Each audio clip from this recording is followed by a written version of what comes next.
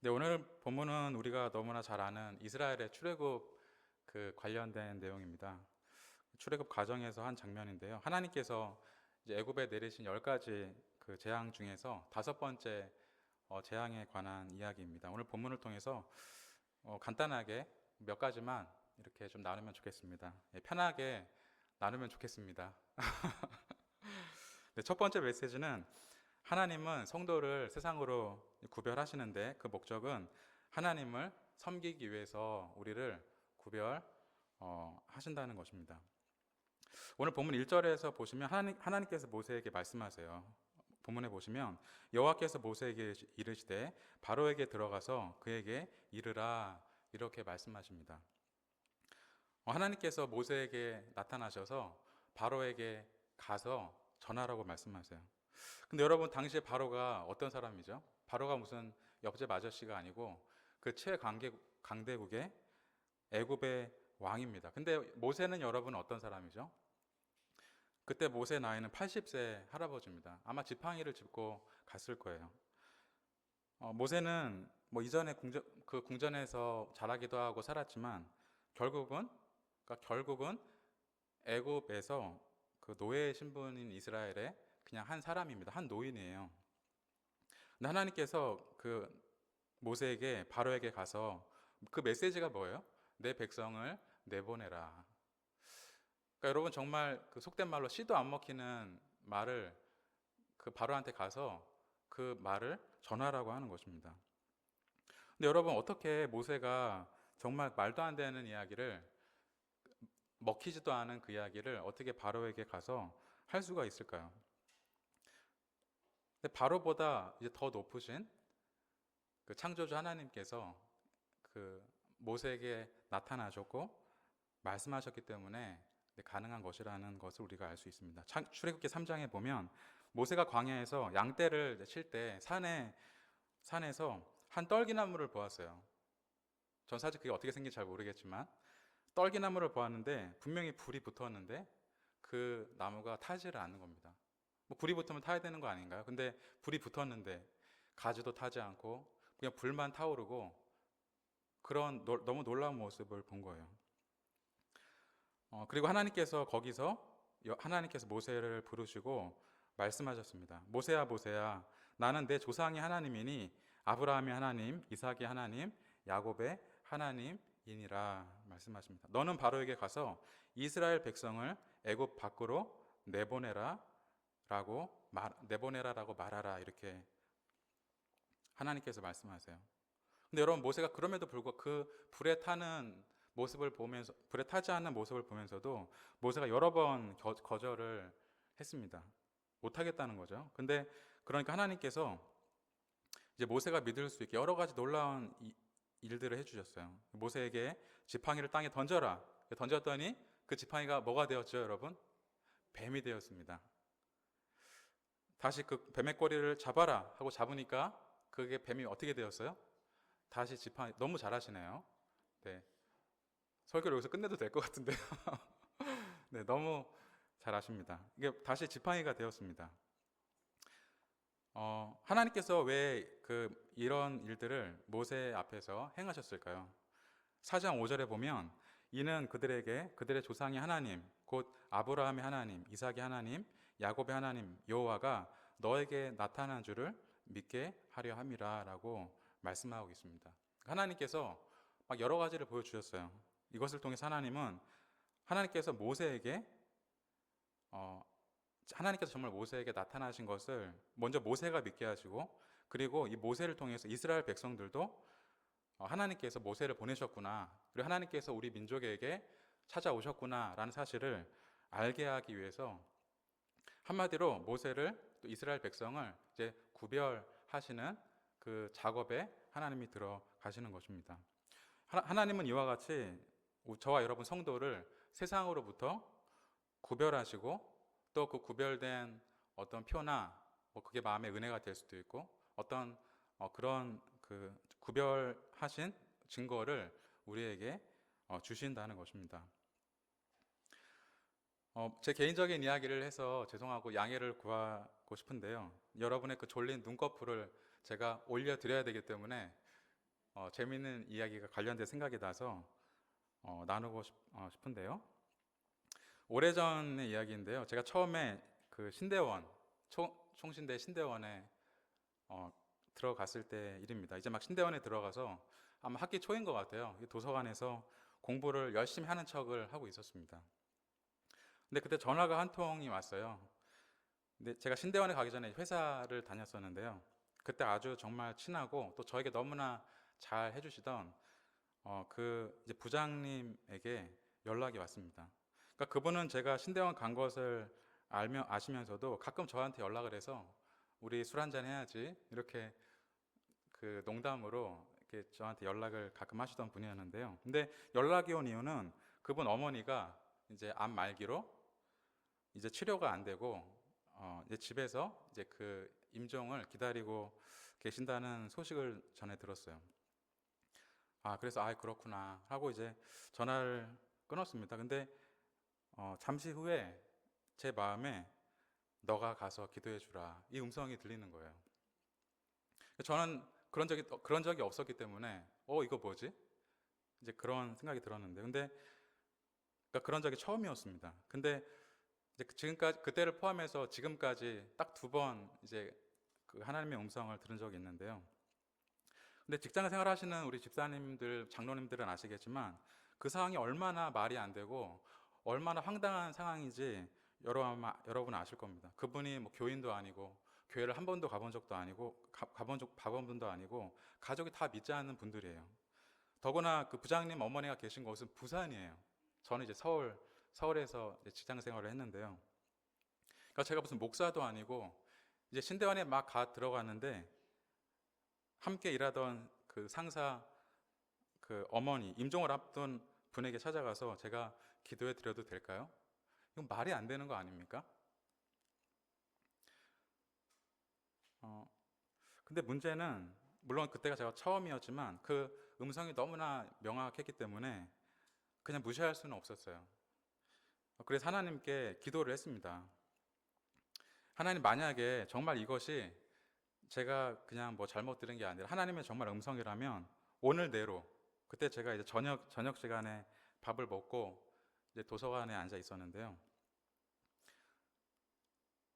전에 함께 일하던 그 부장님이랑 같이 일하던 그 모 대리님으로부터 제가 전화가 온다면 제가 하나님의 뜻으로 알고 제가 가겠습니다. 이렇게 제가 혼자 기도를 했습니다. 근데 그 대리님은 같은 부서에서 이제 일하는 분이지만 물론 교회를 다니시는 분이에요. 근데 그분은 유흥에 능한 분이세요. 교회를 다니는데 유흥에 능한 분이세요. 그래서 모든 교회 행사를 그분이 막 주관하고 사람들 막 데리고 가고 하는 그런 역할을 한 분입니다. 그러니까 제가 퇴사한 이후로 사실 한 번도 만난 적도 없고 통화한 적이 없어요. 근데 이제 그분이 갑자기 생각이 나서 하나님께 그렇게 기도를 했습니다.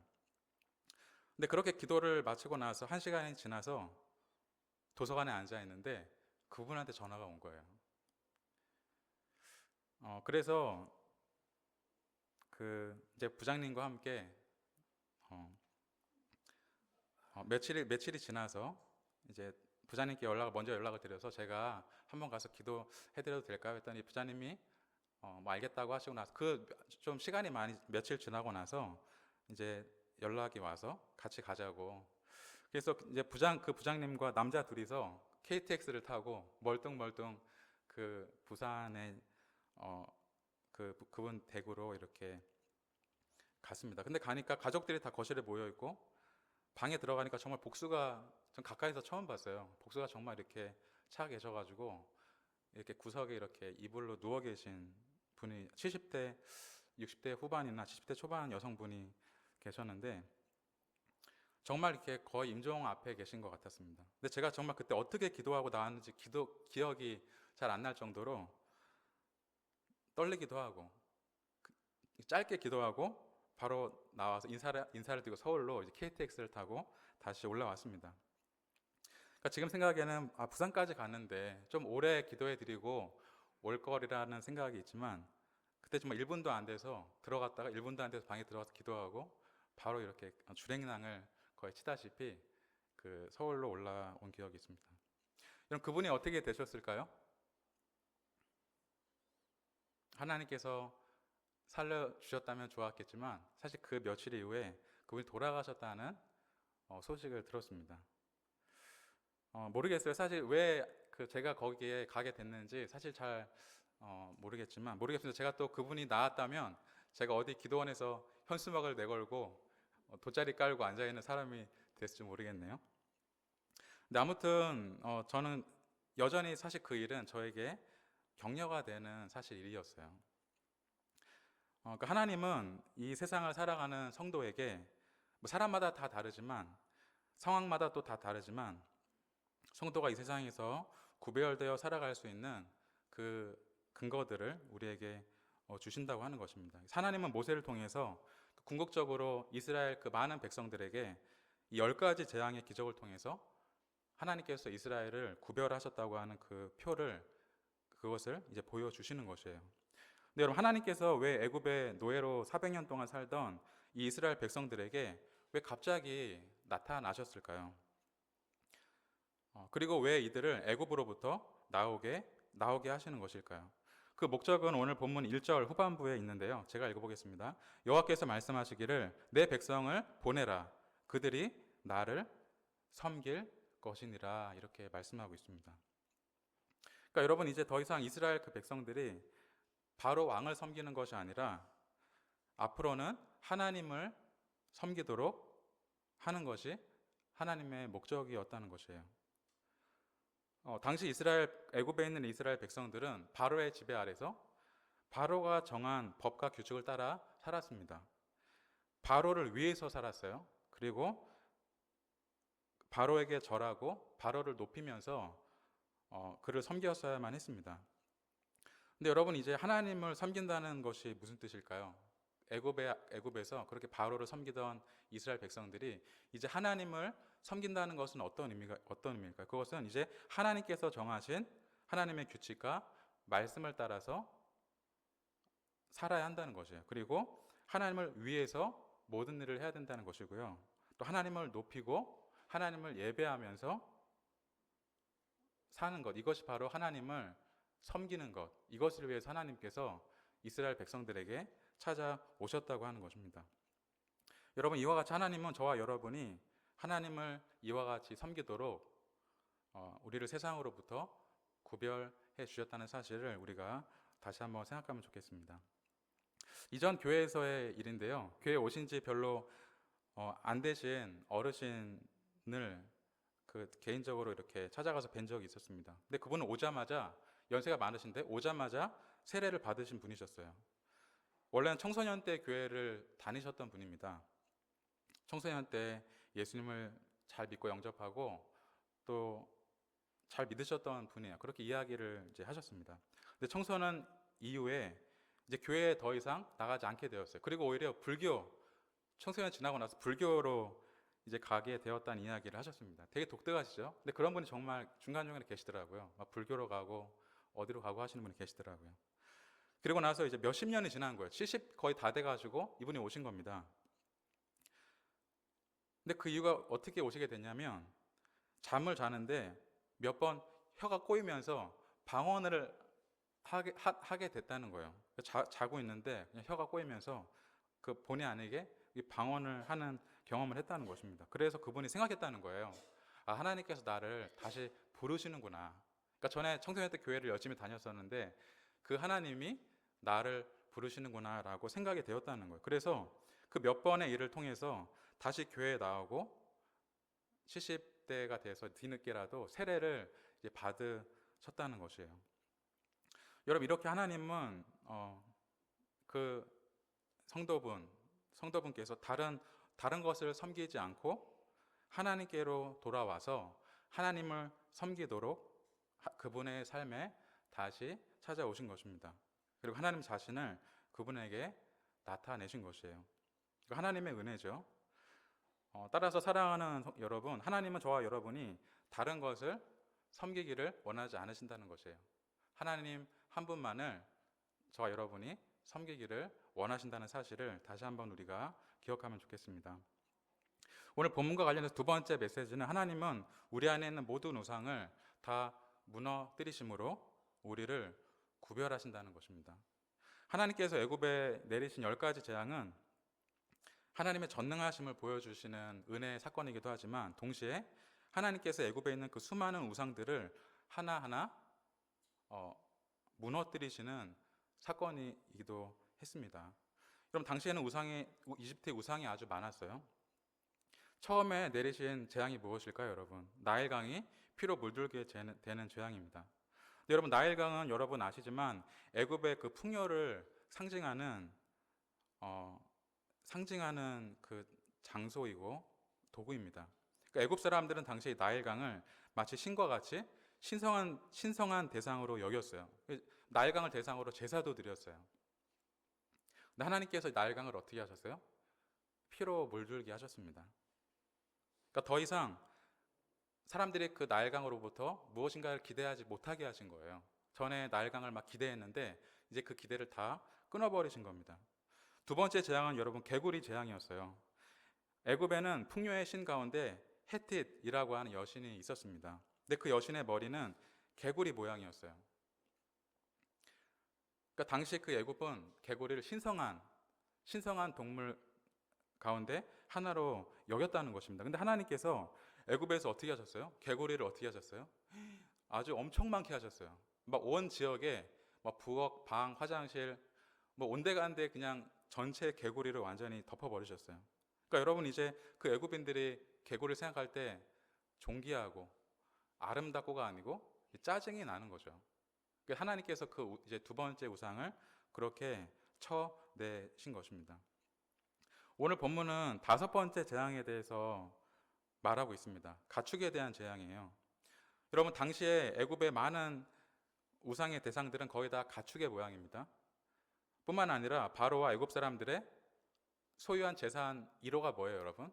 1호가 가축이에요. 고대 때는 여러분 다 가축이 재산이잖아요. 그게 집보다 더 값이 나갈 수도 있는 것입니다. 근데 하나님께서 이 재산 목록 1호인 가축을 오늘 이제 다섯 번째 재앙에서 이제 돌림병을 통해서 그 가축들을 다 무너뜨리시는 거예요. 근데 여러분 그럼에도 불구하고 바로가 하나님께 항복하지 않았습니다. 왜 그렇죠? 아직 더 의지할 수 있는 우상들이 남아 있었기 때문에요. 그래서 결국 마지막에 10번째 정말 가장 중요한 모든 사람들이 가장 귀하게 다 섬기는 그 아들, 그 장자를 잃었을 때 한마디로 상징적으로 모든 우상들이 다 무너졌을 때 그때 이제 바로가 항복하고 이스라엘을 내보내 주는 것을 우리가 보고 있습니다. 그러니까 하나님은 저와 여러분 안에 있는 우상들을 진짜 기뻐하지 않으신다는 거예요. 하나님은 저와 여러분 안에 있는 그 모든 우상들을 하나도 남김없이 다 무너뜨리시고 제거하시기를 원하신다는 것입니다. 누가복음 16장 13절 말씀에 너희는 하나님과 죄물을 겸하여 섬길 수 없느니라 이렇게 말씀하고 있습니다. 그러니까 겸하여 섬길 수 없다는 거예요. 그러니까 돈도 섬기면서 하나님을 섬길 수 없다는 것입니다. 둘 중에 하나를 택해야 된다는 것이에요. 여러분은 돈에 대해서 초연하신가요? 지금은 돌아가셨지만 이돈 장로님이라고 하는 분이 계십니다. 이분은 돈이 아주 많으세요. 근데 11조를 10분의 8을 11조를 하신다고 합니다. 그리고 하나님께서 팔려는 마음을 주실 때에는 하나밖에 없는 집도 그냥 팔아버려서 정말 팔아서 하나님께서 말씀하시는 곳에 정말 헌금하는 그런 분이셨어요. 그러니까 여러분 물론 우리가 다 그렇게 해야 되는 건 아니지만 우리가 그렇게 할 수 있는 마음일 때 우리는 그때야 나에게 돈이 재산이 우상이 아닙니다라고 하나님 앞에 우리가 말할 수 있지 않습니까? 여러분 우상은 우리의 신앙생활을 형식적으로 만들어 버립니다. 우리를 자기 자신을 위해서 신앙생활하게 만들어 버리고요. 외식하는 신앙으로 우리를 바꿔 버립니다. 그래서 하나님은 우리 안에 있는 그 모든 우상들을 하나도 남김없이 다 없애기를 원하시는 거예요. 따라서 사랑하는 성도 여러분, 하나님의 은혜와 주권 아래서 저와 여러분 안에 있는 그 모든 우상이 우리 마음속에 우리가 정말 무의식적으로라도 우리 마음 안에 숨겨둔 그 우상들까지도 해체가 되고 무너져서 우리가 하나님만을 온전히 예배하고 섬길 수 있는 그런 성도가 되시기를 바랍니다. 마지막으로 세 번째는 이 구별됨에 있어서 우리의 마음이 중요한 역할을 한다는 것입니다. 여러분 잘 아시는 잠언 4장 23절 말씀이 있는데요. 모든 지킬 만한 것 중에 더욱 내 마음을 지키라. 생명의 근원이 이에서 남이니라. 이렇게 말씀하고 있습니다. 우리의 여러분 마음이 중요하다고 하는 것입니다. 여러분 바로와 애굽이 이 독종이라고 하는 다섯 번째 큰 재앙을 당했어요. 그러니까 진짜 엄청난 재앙을 맞은 거예요. 큰 사건이 임한 겁니다. 근데 여러분 그럼에도 불구하고 바로의 마음이 바뀌지가 않았어요. 7절에 보면 그러나 바로의 마음이 완강하여 백성을 보내지 아니하니라. 그러니까 이런 바로의 문제는 여러분 뭐죠? 그 완강한, 바뀌지 않는, 아주 딱딱한, 어떤 일이 주어져도 바뀌지 않는 그 마음이 문제라는 것입니다. 하나님께서 말씀만이 아니라 정말 하나님만이 하실 수 있는 여러 가지 기적을 바로에게 보여주셨습니다. 또 여러분 오늘 본문에 보면 7절에 보면 바로가 사람을 보내어 본즉 이스라엘의 가축은 하나도 죽지 아니하였더라 말씀하고 있습니다. 그러니까 하나님께서 재앙을 그 땅에 부으셨는데 이스라엘 가축은 하나도 다치지 않았어요. 애굽의 가축만 다 죽었어요. 이것을 보면 여러분 누구나 어린아이도 이게 어떤 일인지를 알 수 있지 않습니까? 근데 바로는 이러한 하나님의 이 능력 앞에서조차도 마음을 강팍하게 가진 거예요. 나는 마음을 변하지 않겠다. 나는 바뀌지 않을 거야. 난 이렇게 살 거야. 그 마음을 아주 강팍하게 가졌다는 것입니다. 그러니까 여러분 우리가 구별된 하나님의 사람으로 살기 위해서 우리는 우리의 마음을 우리가 들여다 볼 수 있어야 할 것 같아요. 내 마음이 지금 강팍한가 아니면 부드러운가? 우리가 여러분 알지 않습니까? 내 마음이 지금 강팍한가 내가 부드러운가 알지 않습니까? 그러니까 우리는 하나님의 말씀을 읽기 전에 또 기도하기 전에 예배하기 전에 그 전에 먼저 우리의 마음이 강팍하다면 그것부터 우리가 우리의 마음을 그 강팍한 우리 마음에 제거해야 한다는 것입니다. 그래서 우리가 회개해야 할 때는 우리가 회개할 수 있고 돌이켜야 할 때에는 우리가 돌이킬 수 있고 감사해야 할 때는 우리가 감사할 수 있고 또 순종에 대한 마음이 주어졌을 때는 우리가 그 말씀에 바로 순종할 수 있는 그런 부드러운 마음을 우리가 갖게 될 때 우리 하나님이 기뻐하시는 대로 구별된 성도로 구별된 하나님의 사람으로 우리가 살 수 있는 것입니다. 오늘 세 가지를 함께 우리 나누었는데요. 하나님은 저와 여러분이 하나님을 섬기는 자로 하나님을 믿고 하나님을 섬기는 자로 살도록 우리를 구별하셨습니다. 이 구별됨이 더욱더 선명하고 확실하도록 하나님은 우리 안에 있는 모든 우상을 다 무너뜨리기를 원하세요. 그리고 그 과정 중에 우리가 지금 있습니다. 마지막으로 하나님의 사람으로 우리가 구별된 삶을 살기 위해서 우리는 우리의 마음을 늘 부드럽게 유지해야 한다는 것입니다. 아무쪼록 사랑하는 성도 여러분, 하나님의 구별된 사람으로서 하나님께서 이스라엘 백성들을 찾아오신 그 목적과 같이 저와 여러분도 하나님만을 잘 섬기고 또 예배하고 순종하고 따르는 저와 여러분이 되시기를 주님의 이름으로 축복합니다.